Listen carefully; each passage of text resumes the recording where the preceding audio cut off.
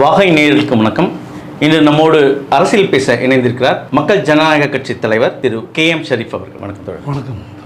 மற்ற கட்சிகளை ரொம்ப கீர்த்தனமாகவே விமர்சித்திருந்தவர் ராமதாஸ். இன்னைக்கு அவர் கட்சியில் ஒரு பிளவு, மகன் கட்சியை விட்டு வெளியேற்றிருக்கிறார். பாமகவில் என்ன நடக்குது? அதாவது மிகுந்த ஒடுக்கப்பட்ட சமூக மக்களுக்காக, அவர்களுடைய அரசியல் அதிகாரத்திற்காக தொடங்கப்பட்டதுதான் பாட்டாளி மக்கள் கட்சி. ஏற்கனவே வன்னியர் சங்கமாக ஒரு நீண்ட நெடிய போராட்டத்தை நடத்தி கொண்டிருந்த டாக்டர் ராமதாஸ் அவர்கள் 89களில் அதாவது வன்னியர் சங்கம் என்பதை ஒரு அரசியல் கட்சியாக மாற்ற வேண்டும் என்கிற நோக்கத்தோடு 89களிலே அந்த அமைப்பை உருவாக்கினார். உருவாக்குகிற போதே ஒரு 4 சத்தியங்களை அல்லது அவருடைய சொந்த கோட்பாடுகளாக அறிவித்தார்.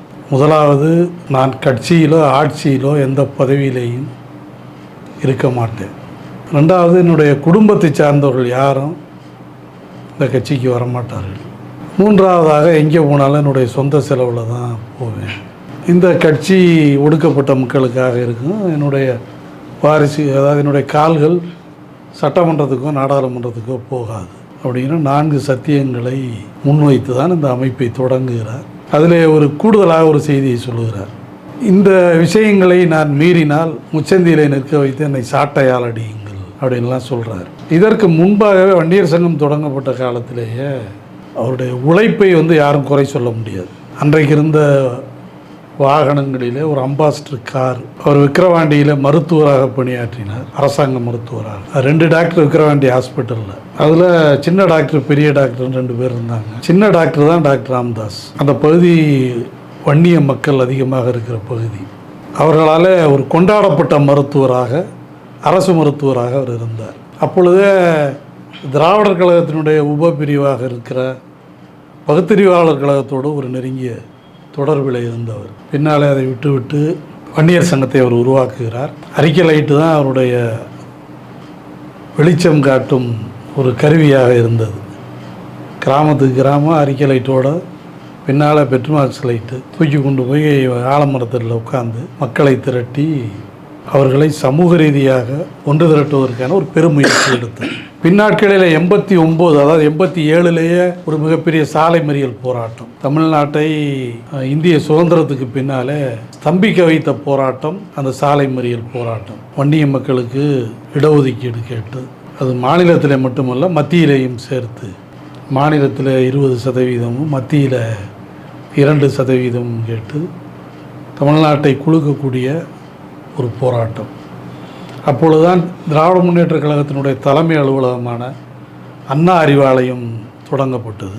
செப்டம்பர் 15, 16, 17 நாட்களில் 87ல் தொடர் சாலை மறியல் போராட்டம் என்று அறிவித்து தமிழ்நாட்டை ஸ்தம்பிக்க வைத்து துப்பாக்கி சூடு, அன்றைக்கு எம்ஜிஆருடைய அமைச்சர் அரசு பதவியில் இருந்தது, காவல்துறை துப்பாக்கி சூடு நடத்தி, எம்ஜிஆர் உடல்நலம் இல்லாமல் இருந்தார். அந்த நேரத்தில் காவல்துறை துப்பாக்கி சூடு நடத்தி 21 வன்னிய சமூகத்தை சார்ந்தவர்கள் மரணித்தார்கள் அந்த போரில்.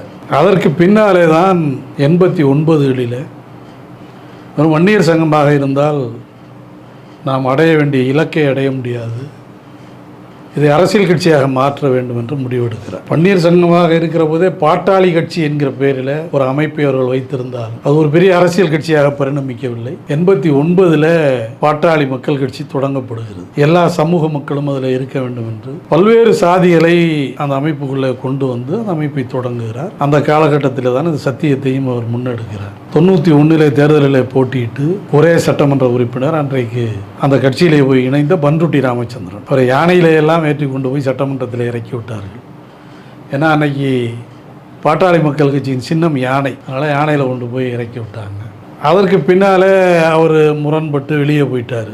96 தேர்தல், அதில் 4 சட்டமன்ற உறுப்பினர்கள். அதுவரை தனியாகத்தான் பாமக போட்டியிட்டது. 89, 91 எல்லாம், அதாவது 89, 91, 96 வரை சிறு சிறு கட்சிகளை தங்களோடு இணைத்து கொண்டு தேர்தலை சந்தித்தார். 96 வரையுமே பார்த்தீங்கன்னா தமிழ்நாட்டில் ஒரு வலிமை வாய்ந்த போராட்ட குணமுள்ள கட்சின்னா அது பாமக தான். இப்போ நான்லாம் பாட்டாளி மக்கள் கட்சியினுடைய இளைஞரணி தலைவராக 90லேருந்து 97 வரையும் இருந்தேன்.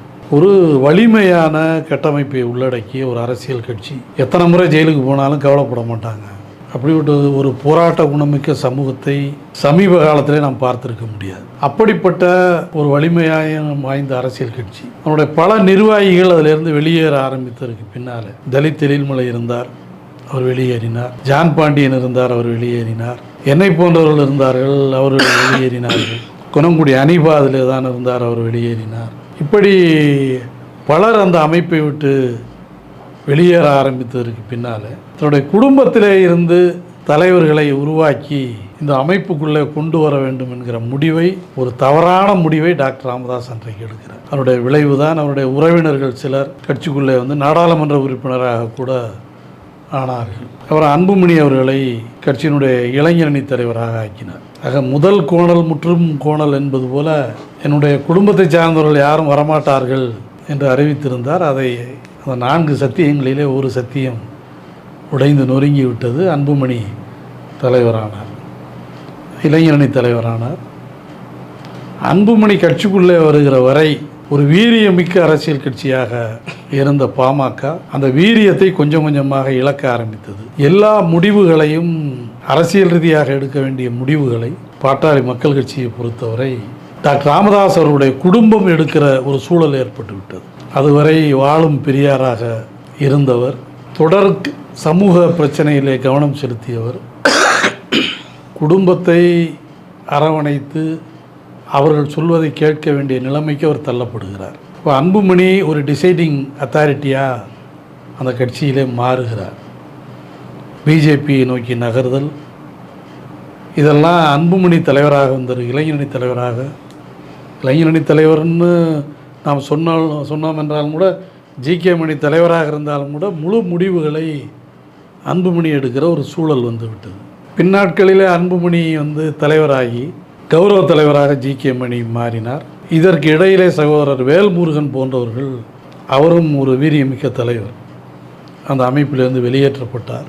இன்னொரு வீரியமிக்க தலைவர் காடுவெட்டி குரு, அவர் உடல்நிலை சரியில்லாததால் முரண்பட்டு போய் தான் இருக்கிறவரை அவர் அங்கே இருந்தார். பின்னாட்களில் அவரும் இறந்ததற்கு பின்னால் கட்சி முழுமையாக அன்புமணியின் கட்டுப்பாட்டுக்குள்ளே வந்தது. டாக்டர் ராமதாஸ் எடுக்கிற முடிவுகளுக்கு மரியாதை என்பது இங்கே இல்லாமல் போய்விட்டது. தொடர்ச்சியாக பல நிகழ்ச்சிகளில், ஏன்னா அந்த கட்சியை உருவாக்கி வளர்த்தவர் டாக்டர் ராமதாஸ், கடைக்கோடி தொண்டன் வரை நேரடியாக அறிமுகம் உடையவர். எனக்கு தெரிஞ்சு தமிழ்நாட்டு அரசியலில் கலைஞரை தான் அப்படி சொல்லுவாங்க. ஏதாச்சும் ஒரு ஊருக்கு போனால் அந்த ஊரில் இருக்கிற கடைசி தொண்டனை கூட பேர் சொல்லி கலைஞர் கூப்பிடுவார் அப்படின்னு சொல்லி, அது போன்றது ஒரு நிலையை தமிழ்நாட்டில் டாக்டர் ராமதாஸ் வைத்திருந்தார். வன்னிய சமூகத்திலே கடைக்கோடி தொண்டனை கூட அவர் ஞாபகம் வைத்திருப்பார், கூப்பிட்டு பேசுவார். அப்படி அவர் சிரமப்பட்டு உருவாக்கியது தான், அடிபட்டு உதைப்பட்டு சிறைக்கு போய் உருவாக்கியது தான் அந்த கட்சி.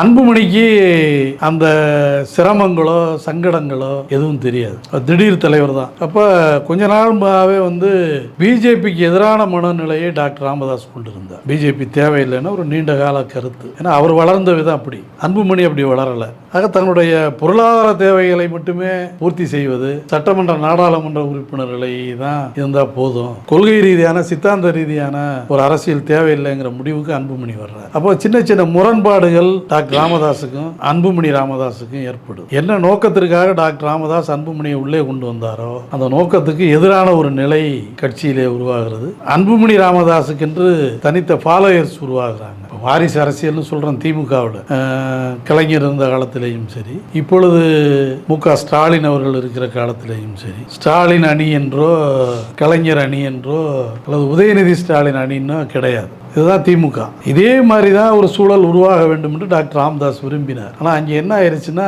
டாக்டர் ராமதாஸ் அணி, அன்புமணி ராமதாஸ் அணி என்கிற அளவுக்கு அந்த கட்சி மாற ஆரம்பித்து விட்டது. அப்புறம் டாக்டர் ராமதாஸ் அதிமுக அந்த கூட்டணியை நோக்கி நகர்வோம் என்று முடிவெடுக்கிற நேரத்தில் அன்புமணி ராமதாஸ் பிஜேபியை நோக்கி நகர்வதற்கான ஒரு முயற்சி ஏற்கனவே எடுத்தார். அந்த முயற்சியிலே டாக்டர் ராமதாஸா அன்புமணி ராமதாஸான்னா அன்புமணி ராமதாஸ் தான் வெற்றி பெற்றார். இவரால் இந்த கையறு நிலை அப்படிங்கிற மாதிரி டாக்டர் ராமதாஸால் எதுவும் செய்ய முடியவில்லை. அப்போ அந்த முரண்பாடு வளர ஆரம்பித்து விட்டது. அப்போ நாம் சொல்வதை கேட்பதற்கு ஒரு ஆள் தேவை குடும்பத்துக்குள்ள அப்படின்னு டாக்டர் ராமதாஸ் முடிவு எடுக்கிறார். ஏற்கனவே தருமபுரியில் அன்புமணியினுடைய மனைவி தேர்தலை சந்திக்கிறாங்க. அதிலேயே டாக்டர் ராமதாஸ் விருப்பம் இல்லாமல் இருந்தார் அப்படின்லாம் சொல்லப்படுது. அதிலே அவங்க தோல்வியும் பெற்றாங்க. பெரும்பணம் அந்த தொகுதியில் செலவிடப்பட்டது. ஆனாலும் வெற்றி என்பது சௌமியா அன்புமணிக்கு இல்லை. அப்போ இந்த மாதிரி வாத பிரதிவாதங்கள் குடும்பத்துக்குள்ளேயும் வருது, கட்சிக்குள்ளேயும் வருது. அதுக்கு பின்னால் என்ன பண்ணுறாரு ராமதாஸ் கடந்த 31ஆம் தேதி 2024 கடைசி அதில் தன்னுடைய மகளுடைய மகன் அவரை கட்சியினுடைய இளைஞரணி தலைவராக ஆக்குவது என்று முடிவெடுக்கிறார். அதை அன்புமணி ஏற்றுக்கொள்ள மறுக்கிறார். பொதுக்குழுவிலேயே ஒரு சிறிய சலசலப்பு ஏற்படுகிறது. எனக்கு தெரிஞ்சு பாட்டாளி மக்கள் கட்சி வரலாற்றில் டாக்டர் ராமதாஸ் அறிவித்த ஒரு விஷயத்தை பொதுக்குழுவிலேயே எதிர்ப்பது என்கிற சூழல் அன்றைக்கு தான் அது உருவானது. அப்போ அவரை ஏற்றுக்க முடியாதுன்னு அன்புமணியை நேரடியாகவே சொல்கிறாரு. அவர் தான் இளைஞரணி தலைவர், நீ இருந்தா இரு, இல்லைன்னா போ, இது நான் உருவாக்கின கட்சி அப்படின்னு டாக்டர் ராமதாஸ் சொல்லுகிறார். இது ஊடகங்கள்ல எல்லாம் வந்தது. பின்னாட்களில் இப்போ என்ன நடக்க ஆரம்பிச்சிருச்சுன்னா, பாரதிய ஜனதா கட்சியினுடைய உறவு தேவையில்லை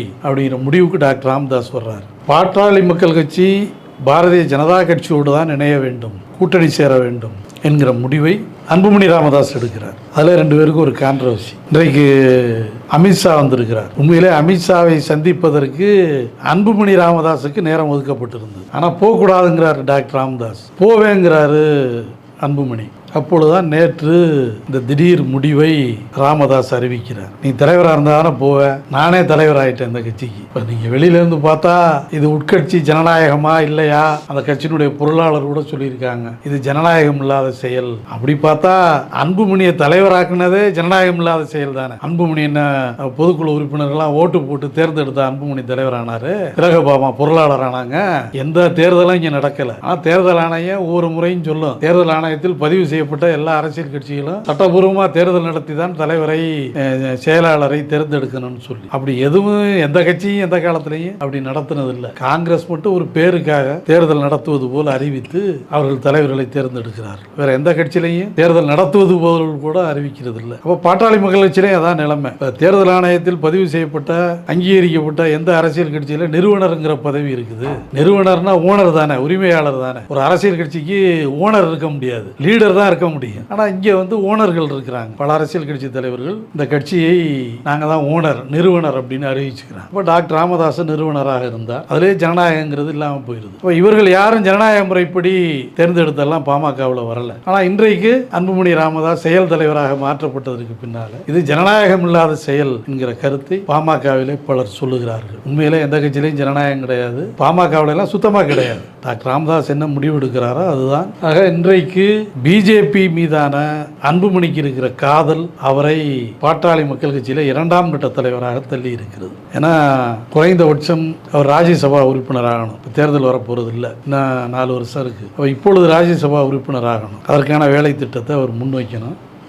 பிஜேபியை பொறுத்தவரை வழக்கம் போல் என்ன பண்ணணும்னா எல்முருகன் மாதிரி இந்த இவர் கணேசனுக்கு எம்பி கொடுத்தது மாதிரி எங்கேயாவது ஒரு மாநிலத்தில் கொடுத்து ஜி.கே. வாசனுக்கு கொடுத்த மாதிரி அவர்களை நாடாளுமன்ற மேலவைக்கு அனுப்பும். அப்படிப்பட்ட ஒரு முயற்சியை தான் அன்புமணி எடுத்தார். நாங்கள் பிஜேபிக்கு ஆதரவாக இருக்கிறோம், ஒரு மேலவை ராஜ்யசபா உறுப்பினரை எங்களுக்கு கொடுங்க. ஏன்னா இங்கே பிஜேபிக்கு அப்படி இல்லை, 34-35 எம்எல்ஏக்கள் இல்லை. இருக்கிற இடத்துல இருந்து தான் அனுப்ப முடியும். உத்தரப்பிரதேசத்திலேயோ மத்திய பிரதேசத்திலேயோ மகாராஷ்டிராவிலேயோ இங்கே இருந்து அனுப்புவார்கள் என்கிற நம்பிக்கை அன்புமணிக்கு இருந்தது. அப்படி ஒரு நாடாளுமன்ற அந்த உறுப்பினர், ராஜ்யசபா உறுப்பினர் பதவி தேவையில்லை என்பது டாக்டர் ராமதாசனுடைய கருத்து. எனவேதான் இவரை சந்திப்பதற்கு முன்பாக, அமித்ஷாவை சந்திப்பதற்கு முன்பாகவே உன் கட்சி தலைவராக இருந்தால் தான் நீ போய் சந்திப்ப அப்படின்னு கட்சி தலைவர் பதிலிருந்து அவரை எடுத்திருக்கிறார். இப்பொழுது டாக்டர் ராமதாசருடைய குடும்பம் எல்லாரும் கலந்து பேசுகிறார்கள். ஏன்னா திமுகவை குடும்ப கட்சின்னு அவர் பல கூட்டங்களில் பேசியிருக்காரு. இப்போ அவரே குடும்ப கட்சியாக மாறி இருக்கிறார்.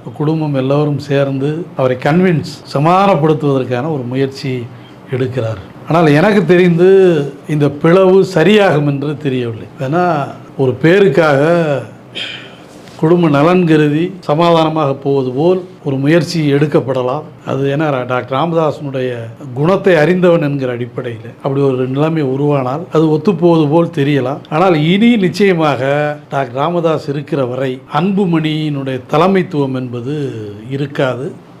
அதற்கான வாய்ப்பும் இல்லை. எனவே பாட்டாளி மக்கள் கட்சி டாக்டர் ராமதாஸ் அவர்களுடைய கட்சியாகத்தான் இனி இருக்கும். இதில் யார் முரண்பட்டாலும் அவர்களை வெளியேற்றுவதற்கு அவர் தயங்க மாட்டார். இந்த செய்தி இன்றைக்கு தமிழ்நாடு முழுவதும் ஊடகங்களிலே பரபரப்பாக பேசப்பட்டாலும், எப்படியாவது ஒரு சமாதானம் வந்துவிடும் என்றெல்லாம் தொலைக்காட்சி விவாதங்களிலே சொல்லப்பட்டாலும், டாக்டர் ராமதாஸ் அவர்களை நன்கு அறிந்தவன் என்கிற வகையில் யாராக இருந்தாலும் அவர் தூக்கி எறிய தயங்க மாட்டார். இன்றைய சூழலில் அன்புமணி அவர்களுக்கும் சரி, தலைவர் ராமதாஸ் அவர்களுக்கும் சரி ஒரு குழப்பம் ஏற்பட்டிருக்கு.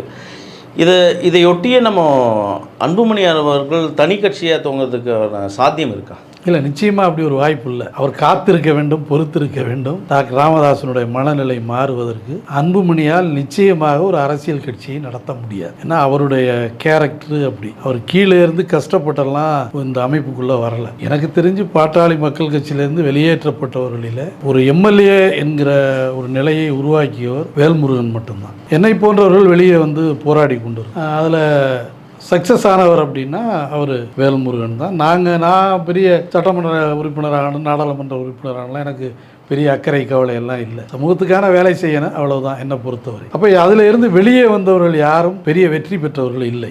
பேராசிரியர் தீரனாக இருக்கட்டும், அமைச்சர் பொன்னுசாமி போன்றவர்களாக இருக்கட்டும், தலித் மறைந்த தலித் எழில்மலையாக இருக்கட்டும், யாருமே பெரிய வெற்றியை அவர்கள் பெறவில்லை. எனவே அன்புமணி தனியாக கட்சி உருவாக்கினாலும் நிச்சயமாக அவரால் வெல்ல முடியாது, அவருக்கே தெரியும். அதனால அவர் அதிலேயே தொடர்வார். இருந்து கொண்டு சமாளியுங்கள் என்றுதான் அவருக்கு அவருடைய உறவினர்கள் அறிவுரை சொல்லுவார்கள். எனவே தனித்து அவர் வெற்றி பெறுவார் வாய்ப்பும் இல்லை. தந்தைக்கும் சரி அவருக்கும் சரி ஒரு ஊழல் வந்த காரணம் வந்து ஒரு பதவி தான்.